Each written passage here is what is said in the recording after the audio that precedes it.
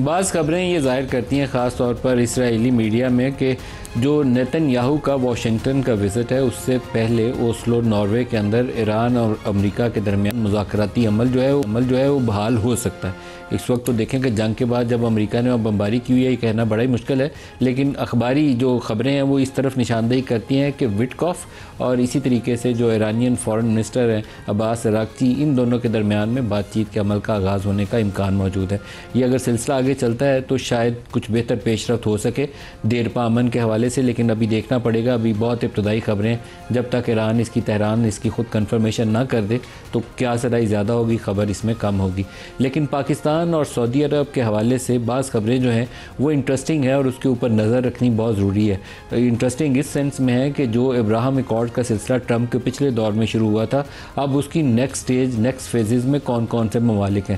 بہت سے جو تبصرے ہیں، ایون امریکہ کے اندر سے بعض لوگوں نے اس کے اوپر بیانات دینا شروع کر دیے۔ خود ٹرمپ کی اپنی فیملی سے اس طرف انڈیکیشنز آنا شروع ہو گئی ہیں کہ سعودی عرب اور پاکستان وہ اس کے اگلے مرحلے کا حصہ ہو سکتے ہیں۔ یہ کہنا بہت آسان ہے اور کرنا بہت ہی مشکل ہے۔ پاکستان سے 2 فیڈرل منسٹرز اس حوالے سے ہمارے ہی پروگرام میں بیان دے چکے ہیں، پہلے وہ سن لیں پھر گفتگو کا آغاز کرتے ہیں۔ دکھائیے گا ابراہم ایکارڈز کے اوپر پریشر آئے گا تو آپ کیا کریں گے؟ ہم اپنا انٹرسٹ واچ کریں گے۔ اس سچویشن سے اگر ہم اس میں تماشائی بنیں اور اسپیکٹیٹر بنیں اور اس میں پلیئر نہ بنے تو اس سے بہت بڑی غلطی ہوگی۔ آپ پلیئر بننے جا رہے ہیں؟ پلیئر ہم ہیں اس وقت۔ اس کے اوپر آپ نے کوئی برین سٹارمنگ کی ہے انٹرنل؟ نہیں، وہ برین سٹارمنگ ڈیفینیٹلی جو ہے کنٹینیوسلی ہو رہی ہے اس چیز کے اوپر۔ رانا ثناء اللہ صاحب، یہ جو معاملہ ابراہم ایکارڈز کا ہے، اس کے اوپر آپ کی کیا رائے ہے؟ کیسے آگے بڑھنا چاہیے؟ عرب ممالک اس معاملے میں وہ کو فیصلہ کرتے ہیں تو پاکستان کو اس فیصلے کے ساتھ جانا چاہیے۔ ایئر مارشل صاحب، آپ فرمائیے گا، یہ جو ابراہم ایکارڈز ہے اور پاکستان، سعودی عربیہ، ہم کہاں سٹینڈ کرتے ہیں اور کیسے آگے بڑھنا چاہیے؟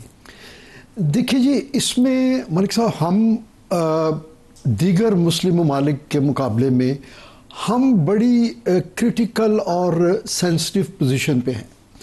وہ اس لیے کہ ہم اسلامک بلاک میں ہم واحد نیوکلیئر پاور ہیں، اور ہم کسی بھی ایسے ارینجمنٹ میں اگر جاتے ہیں تو ہمارے 2 جو پرنسپل ہمارے کارنر سٹون آپ کہہ لیں فارن پالیسی کے یا ہماری کسی بھی طرح کی فارن ریلیشنز میں، اس میں دیکھیے کشمیر ایشو کے بعد جو دوسرا ہماری سینسٹیوٹی ہے نیشنل لیول پہ، وہ فلسطین کا مسئلہ ہے، یہ جس کے حوالے سے اسرائیل کی جو ہے اس کو تسلیم کرنا اس کی ایک سائیڈ لائنز پہ ایک چیز ہو سکتی ہے۔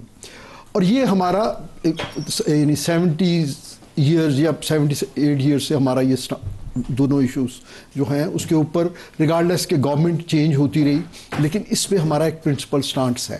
اس کے بعد آ جاتا ہے ہمارا نیوکلیئر جو کیپیبلٹی ہے، وہ بھی اس کو بھی آپ سٹینڈ لون ٹریٹ نہیں کر سکتے۔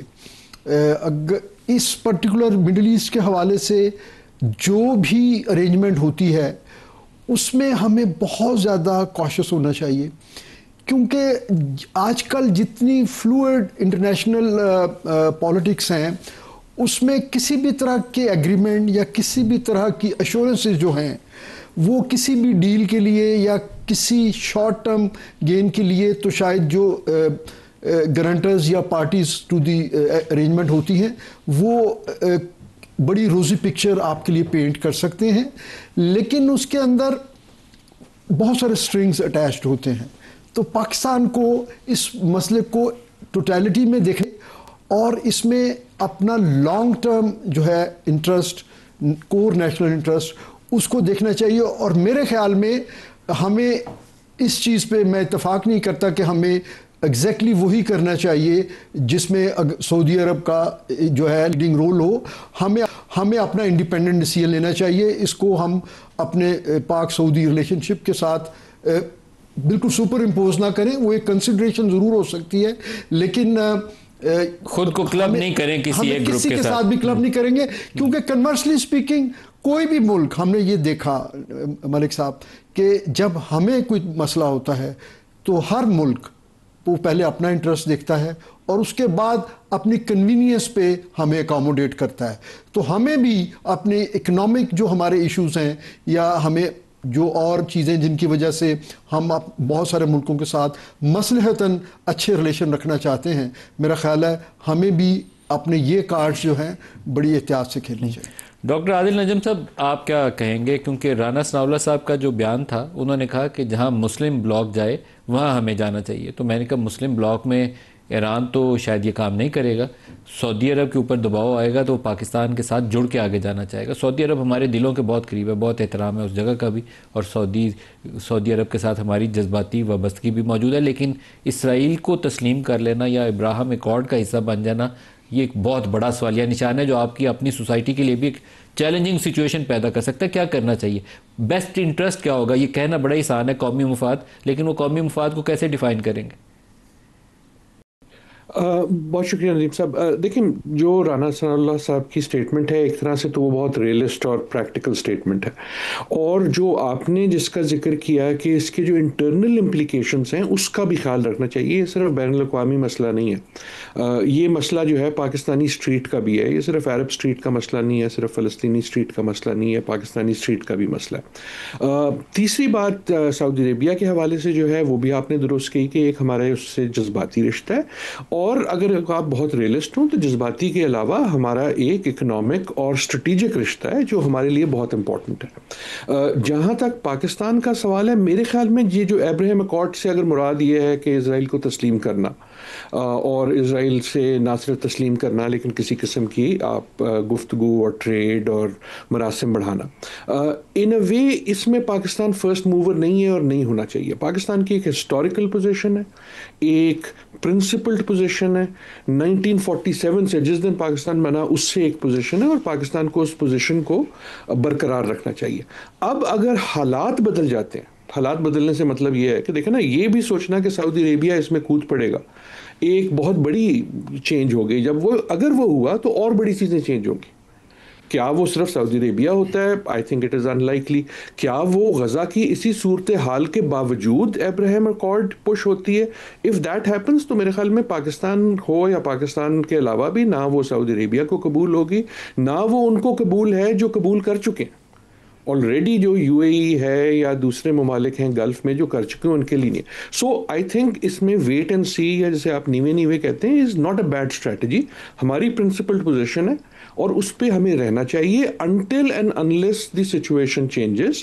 اور پھر جیسے پہلے بھی کہا گیا, جب وہ سچویشن چینج ہوتی ہے پھر اس سچویشن کے حوالے سے اگر تو یہ ہوتا ہے کہ ساری عرب دنیا جو ہے وہ مان لیتی ہے, غزہ کا مسئلہ بھی بڑی اچھی طرح کسی طرح بہتر ہو جاتا ہے, تو پھر خالی اڑے رہنا may not make sense.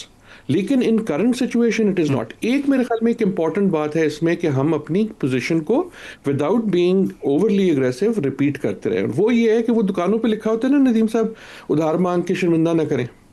تو ہمیں امریکہ کو بھی یہ میسج دینا چاہیے, سعودی عربیہ الگ چیز ہے کہ ادھار مانگ کے شرمندہ نہ کرو, کہ I love you is very good, لیکن اگر آئی لو یو کا آپ جواب ہم سے یہ چاہتے ہیں کہ ان چیزوں پہ, چاہے وہ ایران ہو چاہے وہ فلسطین ہو, ان مسئلوں پہ کوئی یا چین ہو, یہ تین چیزیں امریکہ مانگ سکتا ہے نا.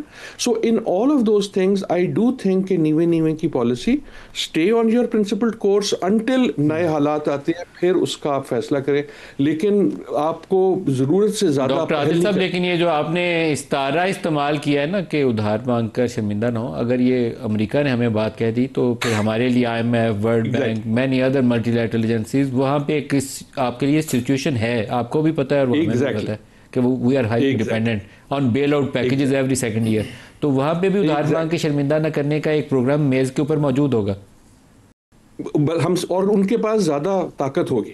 That is the whole thing کہ ہم جب یہ بات کرتے ہیں اپنے مراسم کی تو بی کیئرفل کہ ہم کتنے قریب ہوتے ہیں. I think again this is an argument کہ یہ بلاکس میں جانے کا, کلبز میں جانے کا وقت نہیں ہے, نہ صرف یہ ابراہیم ایکارڈ کے ساتھ, لیکن چاہے وہ امریکہ کے ساتھ ہو چاہے وہ چین کے ساتھ ہو. یہ دنیا جس وقت اس موقع پہ ہے, یہ وہ وقت ہے کہ آپ اپنے پرنسپل اسٹینڈ پہ رہیں.